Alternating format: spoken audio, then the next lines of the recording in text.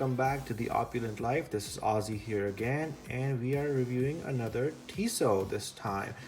And this time, as you can see, it's in one of the original old style boxes that have been discontinued. If you watched my previous Tissot Bridgeport video, you would have seen a very different kind of box, and that was a little bit disappointing for me because I was really expecting the old classic type of boxes that they used to ship it in. Well, I bought another one this time, and I was happy to find out that they still had some of these older boxes going around, which I personally like, and I'll go through it in detail with you guys. It comes in this black and red case, okay, and it has the classic T and the Swiss flag marking. That is their standard logo. Same thing on the front with Tissot, not embossed, kind of like etched in. Swiss watches since 1853. The box is black, some kind of wood finish. Well, it's not actually wood. It feels like wood, but I think it got some faux leather stitching on top of it. This part definitely feels more like wood, but it's not. It's also faux leather in red, but feels, for some reason, feels like wood. I don't know why. Anyway, so that's the front of the box. That's the top. Nothing on the sides. Okay.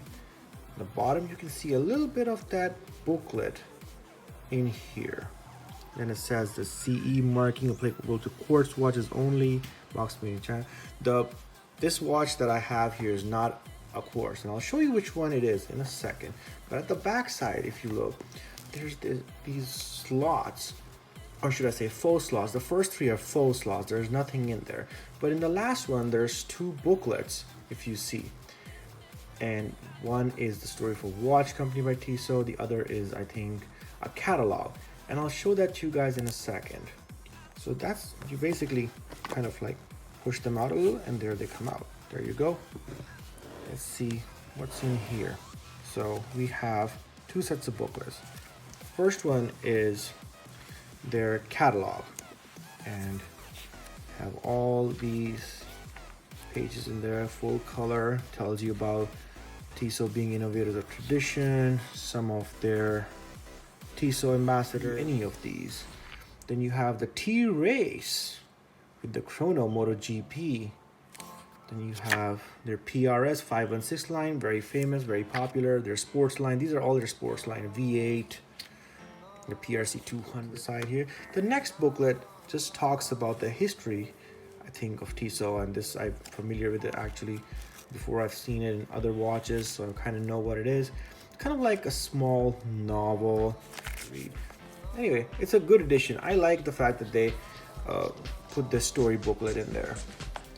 Okay, so now let's come to the actual box. Okay, there you go. So this is the watch I got, guys. As you notice, this is a Tissot T Race watch with the swissmatic movement. What is a swissmatic? I'll explain it in a second. But before we go too much into the watch, I want to show you a little bit about this watch box. So now that you opened it in a really designer-like fashion, it's it's got a lot of design cues in there. You see there's two ribbons on each side. They have secret compartments, guys. So there's one on the left. I've kept the tags in there. There's one on the right side, which has the quick start booklet, a quick start guide, also the warranty conditions, okay? And then we have the customer service guidebook. Then you have the warranty card. That's the watch box side. And we're not done yet. If you look at the top, there is a small travel pouch. So you can, if you're traveling, you want to put your Tissot somewhere safely, you can use this. Made of velvet. It's kind of paper thin. Has a Tissot logo on it. I'm not a big fan of velvet pouches, guys, because as you can see, they get dirty pretty easily. I'm not even sure if I would use it. I don't know how the side knot. We're done with it. These booklets here. Now let's come to the watch. I'm going to take off. It comes on this nice cushioned pillow. It has some recesses in here to put those lugs that were sticking out from the cardboard at the bottom if you want. but I mean, it's kind of difficult to use them. This is the Tissot T Race Swissmatic non-chrono edition.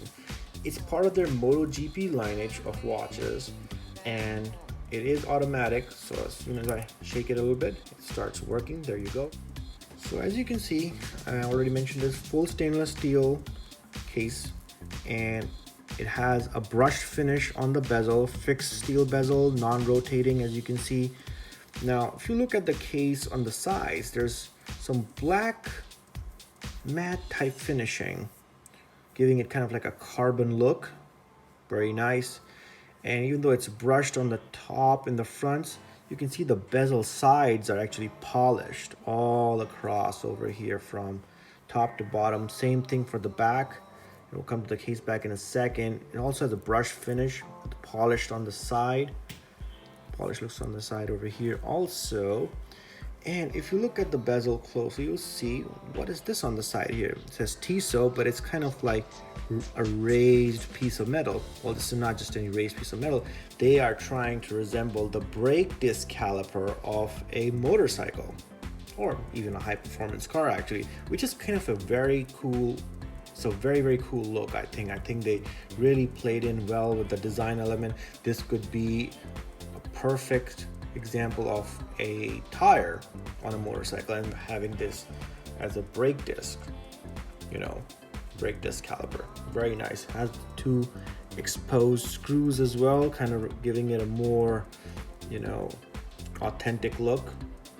And then you have a magnifier on this sapphire crystal over here. It's not domed, it's flat sapphire, scratch resistant. And the purpose of the magnifier is to magnify the date actually. Come back to that in a second. Might be a little bit controversial, but let's explore the case first. Here on the side you have the crown, has the T, which you can actually adjust if you need to. It's not a screw down crown. We'll look at this T on the side here. Okay. The design theme follows all across over here. So let's discuss the dial then. Now that we've covered the bezel, you can see it is a deep blue dial with a sunray kind of finish. Kind of hard to see in this artificial lighting here, but it has a sunray, not full sunburst, but like a sunray effect. Love the deep blue on this. It's kind of different from the Seamaster 300 that I have, and I don't want to say it's a full sunray dial because kind of hard to see that actually in this artificial lighting, but nevertheless I feel that if you go out in the sun, take this with you, it'll give you a little bit of a sunburst slash sunray kind of effect. So it's pretty nice, and it has none of the markings are like in Roman numerals or in Arabic numerals. There's just all the indices are marked, and you see 65, 10 on the chapter ring. The chapter ring is fully marked for every 5-minute interval. The indices are not marked, which is fine. They're instead replaced by applied markers that have a little bit of lume in them, and we'll do a lume test later on in the episode. And I think the watch is actually stopped because I haven't worn it yet. I haven't really wound it also. This is basically powered by a swissmatic movement. Now, what is a swissmatic? Swissmatic stands for actually the System 51 automatic movement developed by the Swatch group, and it was initially only used in Swatch watches. It was the first automated, robot-made automatic movement, and caused a bit of a stir in the watch industry because usually these automatic movements were handcrafted, some parts were machined, but were all assembled by hand. Now this one was completely automated, so it's kind of like blending quartz with auto. Not a lot of people are a fan of that, but I mean, it reflected new technologies, and as you know, new technologies make people nervous, and this was part of the facade. We mentioned this round steel bezel, but I just want to add, maybe the camera did not get it right. If you look, that circular ring is actually set on top of this case here. It has some edges on the side, so the bezel isn't everything. It may look on camera like this is it, but it's actually set on this case over here. So I don't know what to call it, maybe kind of like a cushion, spherical case. Can't really call it a completely round case. I can't call it a tonneau, cannot call it square. It's kind of a unique shape, so I don't want to really name it. Okay, let's look at the crown. So the crown, you can see is rotating, which means it's not screwed down, and it isn't. So if you stop it, let's see if it has hacking or hand winding. Push the crown out fully, there is no hacking on this one. So, and that's true for all Swissmatics, all System 51s. There is no hacking, but it does hand wind. You can see, I don't know if you can hear the click. It does offer hand winding, but no hacking. So yeah, there's a bit of a recoil on there, you can see. Yeah, so let's just set it to a time. Just hand wind it so it doesn't stop midway. So yeah, so you can see nice smooth, I don't want to say a very smooth movement. It is low beat, 21,600 VPH, almost 3 Hertz. So it's not a high beat movement. So you can see there's a bit of a jerking there when the second hand moves. Let's look at the, actually we haven't talked about it. So let's look at the second minute and hour hands. Hour and a minute hands both have Lume in them, separated by a bit of a metal strip on the edges. And then the second hand is actually very nicely made. It has the T logo on one side, and the other side kind of goes around like a precision marker, like an instrument, which is a good touch. I think they're trying to say precision and accuracy, which is all good, all very good. And now let's come back to this magnifier. There is a date window at the 3 o'clock position, but if you notice from the sides, I don't feel that the magnifier is doing a very good job. It's not really magnifying it. You might think from the camera that, you know, it looks fine, but it's actually not magnifying it at all. If I look at it from this side, it's pretty much the same size as it is through this glass window. Now the camera might be doing some compensation, so you guys won't feel it as much, but look at that second hand. It hasn't really enlarged like you would see in like a Rolex Submariner. The date window would be like super magnified and anything else under it. I feel that this is because they didn't really plan this out. It was more of an afterthought. See, the 3 o'clock index is chipped in half. I would rather have that they remove this index completely, and put the date window closer to the chapter ring and increase the zoom on this lens. That way it would actually serve a purpose. So like if you're riding a motorcycle, which this watch is aimed towards, and you have this on your left hand, and if you take a glance, you can actually see the date. I think that was the original purpose, but they kind of missed the mark, and now this magnifier here is actually a pseudo magnifier. It's just like a piece of glass that's actually ruining symmetry for me, and I hate it when purposeless things ruin symmetry. See that? If it had a purpose, I would forgive it. I'm not a big fan of magnifiers. I don't even like the magnifier on the Rolex, but like this thing is just, you know, giving me a bit of a headache. I'm not enjoying this at all. It's kind of off-putting.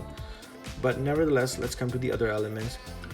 It does look like this would be fairly visible with Lume and in like light and dark conditions. So let's just do a Lume test right now, guys. Let's take my torch, put it on here, charge it up completely. Okay, well, now I'm looking at it from both the camera and myself. The camera looks good. Again, the camera is compensating. But if I'm looking at it myself, the Lume is okay. It's average. Definitely better than the Tag Heuer Carrera. Not as good as the Aqua Racer or the Omega Seamaster, guys. Gotta tell you. It looks okay from this angle, but it's not. It's kind of dim. And let's give it another charge, maybe. Works. Nope. Pretty much the same. But again, I mean, at this price point, can't expect too much. Let's put the light back on. That was a Lume test, guys. It's all right, not particularly great. I don't think they used, I think it is Super Luminova, but I'm not sure if it's the highest grade of Super Luminova that they have used. But on first glance, now that we've discussed all the dial elements, let's see. I think it is a good aesthetic. It has blended very well with the motorcycle racing theme, and the fact that this one is not a non-chronograph means that you can kind of use it in maybe semi-formal occasions along with just being casual. If it was, there are some really aggressive ones. As you saw that booklet that I showed, there are some really aggressively designed T Race watches that have the rubber stripes going on in like a rotary fashion, 3-phase chronograph, full rubber straps, colors like orange, red, really out there, which is all fine if you're, actually motorcycle racing or like in a very sporting event, but not for really designed for everyday routine life, like going to the office and stuff. If you're a young guy just going to college or maybe just going to school even, that's fine. It's cool to show it off, but I mean, for me at least, that's not something that I would go for. That's why I chose this one. I found this design very interesting, so that's why I took it. Now, and that's all with the dial. Now you can see on the case back, see-through case back, very nice whirring of the System 51 rotor. As you can see, it's kind of different from the other mechanical movements that I've shown you. It looks very, very like a microchip style board in there with the rotor spinning away, as you can see, but it's got an element of austerity in there. It's not super, as you can expect. I mean, it's a standard automatic movement. It's not super decorated, and it probably would never be. It's got 19 jewels, Swissmade, that's what it says. And yeah, so it's, I mean, you can appreciate the case back. It's got a nice look to it. And by the way, this is just a reflection of the light. That's not a design element. This is just regular brushing, and it says water resistant, 100 meters. And you just have the serial number and Tissot on the other side. This side says stainless steel sapphire crystal. So all brush finished on the back. And then you have, this is how it looks from the side. Very, very sporty indeed, with all of these, handlebar looking type of lugs that they've put in, integrating it with the strap over here. Very nicely done. We'll talk about the strap in a second, but when I come to the crowns, we pushed it out to check the hand winding and hacking feature. It's not screwed down, so that's why the water resistance is only 100 meters, but that's still pretty good. It's not bad. For a non-screw down crown to have 100 meter water resistance, that's not bad at all. And the date, let's see, first position sets the date. Let's see if this is a quick set date or not. I have the crown in the first position. Okay. Yeah, that's not a quick set, so I have to go the whole turn before it changes. Not a quick set date. I would have liked a quick set date on this type of watch, but that's what you get when you're in a budget. And I would have liked it if they had merged the dial color with the date window, or the date cycler actually. But I guess white is also good. White on blue is good contrast, so I'll let them have the benefit of doubt in this case. I think it's fine. Now let's come to this strap and this integrated bracelet type of strap that they've made. This is not an integrated bracelet guide, but this is kind of like an integrated strap. This is pretty much the only strap you can use with this, I think, unless you go for their own strap. So you can't like interchange. You don't have a lot of options. It looks really sporty, and I actually admire this. It's a really unique design element, and kind of like, I don't know what it resembles. I think it resembles the handlebars turning on a motorcycle. If you look at it from this angle and this angle, yeah, definitely feels like that. Now, you see this looks like a blue leather strap, but it's actually not leather. It gives a leather look, and it might be that this covering is faux blue leather. But if you look at the back, this is actually a rubber strap. On this side also, rubber strap. And then it has these rubber strap holders. So yeah, and the reason they've done this, guys, is because they wanted to give it a nice look from the top, because some people don't like the rubber strap aesthetic. At least I don't. I'm not a big fan of it, but I do appreciate the utility rubber offers, and that is that it's very versatile, it's very strong, it doesn't degrade with sweat, it doesn't degrade with water, it's very water resistant. So there are some qualities, and it's very soft and comfortable, guys. It's super lightweight. So there are some qualities of leather that of rubber, I'm sorry, that make it very redeeming, but some people don't want that utility but not the look that comes with it. And guys, the Tissot T Race does come with full rubber straps, just so you guys know. You don't have to choose this option. They come in, I think, I'm not sure about bracelet, but I do believe they come in rubber straps. Correct me if I'm wrong. Now the advantage is, that if you have rubber on the bottom, if you're sweating, getting water, it's very sticky out there, this rubber will prevent the strap from getting damaged. And you can retain your look from the top.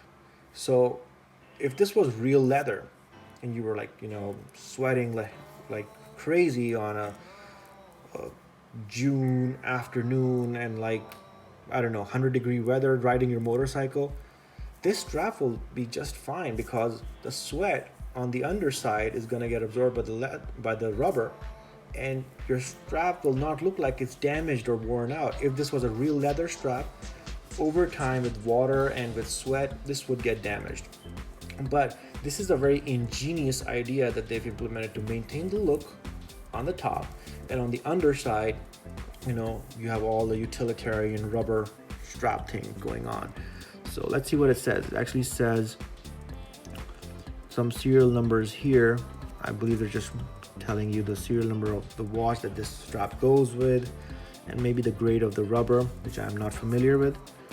And then so it's a tang buckle, no deploying clasp on this one, although I would have appreciated one. On the other side, you just have stainless steel and the actual reference number for this watch and the serial number, so it doesn't get lost or mistaken for some other watch. It's a nice tang buckle, got some brush finish, Tissot written, so it's all there, pretty good. And nice design elements. From the back, if you look, also follows the motorcycle theme, pretty cool. So another feature of the specs, this swissmatic or System 51 movement. Another name that this goes by is the ERA caliber C15.111. That's another technical name for it, but it commonly goes by the name of System 51 in the swatch group. Actually, this Tissot is part of swatch group. In the swatch watches, this goes by the name of System 51, but in Tissot they wanted to differentiate the technology a little bit, so I think that's why they chose swissmatic. It has a 72-hour power reserve, which is very good, by far the best I have seen in all the watches that I bought personally right now. This is the best power reserve I've come across. I think the second best is the Longines with 65 hours, but this is 72 hours, so that's pretty good. The case size, and I should have mentioned this earlier, this is 45 millimeters in diameter. Okay, the thickness is 13.04 millimeters, so it is a little thick and it is a little big, and if you have smaller wrists like mine, you might struggle. But the good thing is that there's virtually no lug width. There's a very small lug width. So if you are wearing it on my wrist, let's say it's a 6.5-inch wrist, I'm going to show you a wrist shot in a second, it doesn't look that bad. Now if it had lugs that were protruding out like a bracelet, with the bracelet that's at least this much out, I would not be able to wear this watch. But the reason I can wear it is because these lugs, they kind of go down like that. So if you're wearing the watch and you're looking at like this, there's hardly any lug width. So all the real estate is being occupied by the dial itself and not the watch lugs protruding out. So that's pretty cool, I think. Okay, so where did I get this from? I got this from Nordstrom, and it was there for $625 retail, which is their standard retail price. I didn't really get any discounts. With TAS, it amounted to somewhere in $670, $675 something. But you guys can get this from Jomashop for much less, on sale for about $409. So that's $225 off, guys. That's pretty good. So if you're interested in this watch, do check them out. I think there are other websites that are selling it around the same ballpark, so feel free to scour for the best deal. But yeah, that's the price. It's very reasonable. You get a lot of watch for the money. I do have some criticism, like I mentioned, the magnifier, the date window, and so that's actually my biggest gripe. And the Lume is not very good. And what else? I mean, there's not really a lot of criticism. I love the strap. This strap technology is just blows me away. I was not a proponent for rubber straps, but I think that if you are offering this level of technology in a rubber strap, I will take it gladly. I love the design cueing and aesthetics. Maybe a domed sapphire would have been nicer. I would have liked the indices to be a little bit more applied. It looks kind of plain if you look at it from this angle. I know most people would prefer the chronograph look.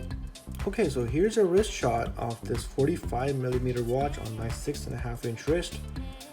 And you can see it fits very nicely actually. I mean, it is a bit large, and if you're like one of those people who are like, oh my god, this watch is too large, I don't like large watches, then this watch is not for you. Look for something else, guys.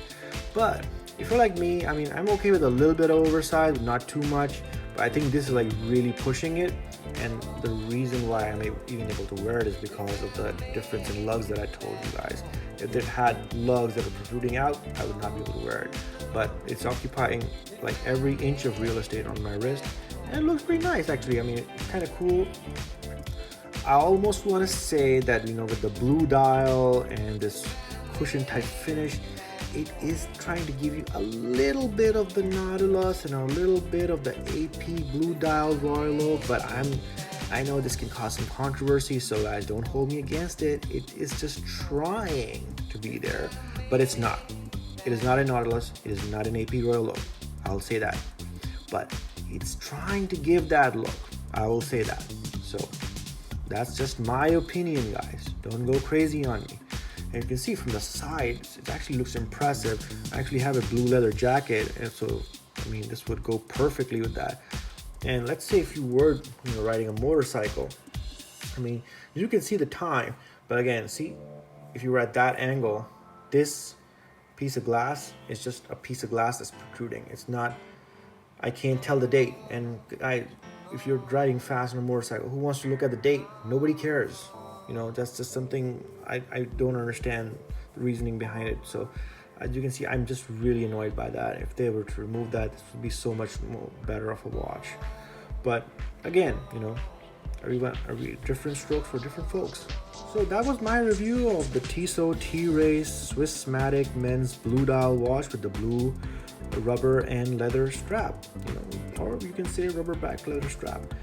So that was it, guys. Let me know what you guys think. Please do post your comments, like, share, and subscribe. Let me know what you liked about this watch, what you didn't like about this watch, and what watches you would like me to review next. Please do visit our Instagram channel, The Opulent Life, and do check out some of the stuff that I post over there too. And, you know, stay tuned for more content coming your way. Take care and have a great day.